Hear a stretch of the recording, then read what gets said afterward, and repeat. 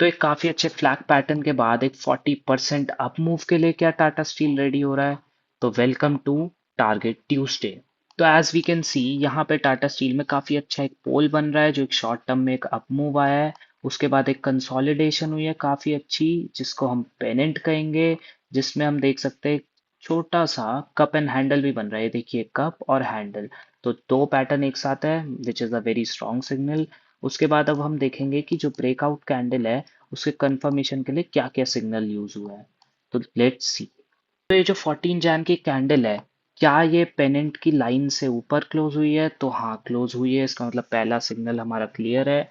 और क्या वो ग्रीन कैंडल है? बिल्कुल सही, सेकंड सिग्नल भी क्लियर। और क्या हमारी जो वॉल्यूम है 14 जैन की वो 13 जैन से प्रीवियस डे से ज्यादा है? हाँ, यहाँ तो डबल है, एक और सिग्नल क्लियर। उसके बाद हम देखेंगे क्या 5 day EMA 13 and 26 day EMA को क्रॉस कर रहा है एक साथ? बिल्कुल, यहाँ पे देखिए इस चैनल में 5 डे ईएमए 13 और 26 डे ईएमए को क्रॉस कर रहा है एक साथ। उसके बाद नेक्स्ट सिग्नल है हमारा कि आरएसआई, क्या रिलेटिव स्ट्रेंथ इंडेक्स हमारा 60 से अबव है? बिल्कुल 67 है। हम साथ में वीकली भी देख लेते हैं, वीकली आरएसआई भी हमारा 63 के अराउंड है।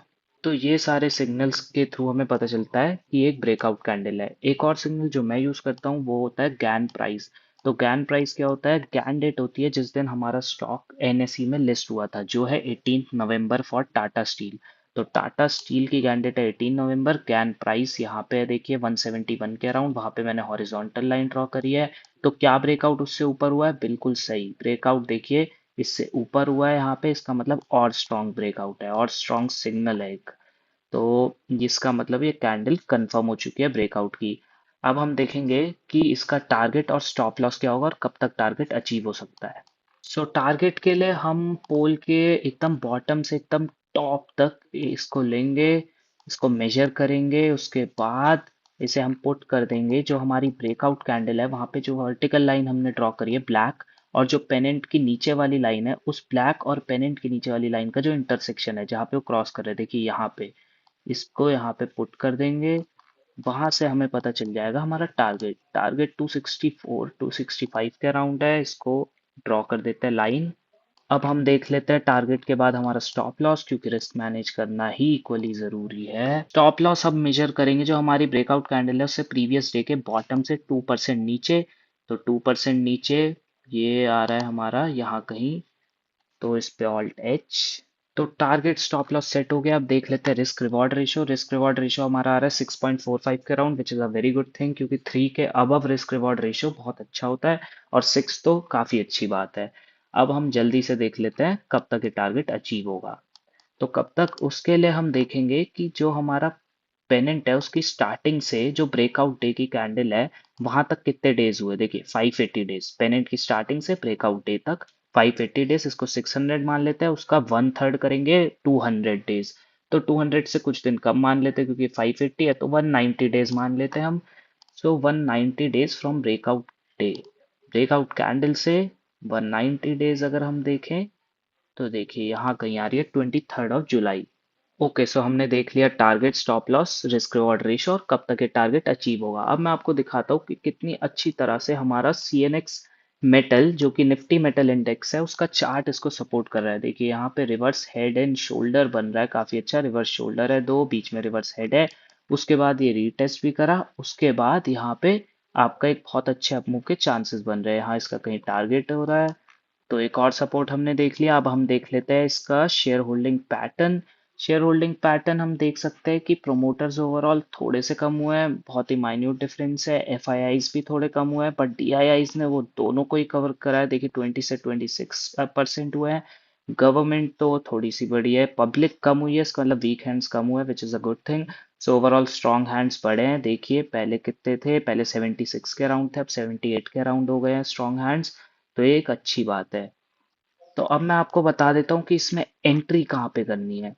एज वी कैन सी कि ये ब्रेकआउट के बाद एक काफी अच्छा रीटेस्ट आया, और रीटेस्ट के बाद हम यहाँ देख सकते हैं ये हमारी एक कंफर्मेशन कैंडल आई। रीटेस्ट करा हमारा ब्रेकआउट की नीचे जो पेनेंट की लाइन है वहां पे, कभी ये ब्रेकआउट लाइन पे कर सकता है, कभी पेनेंट की लाइन पे कर सकता है, और कभी पेनेंट की नीचे वाली पे भी कर सकता है, पर वो थोड़ा वीक हो जाएगा, उसको हम इग्नोर कर सकते हैं।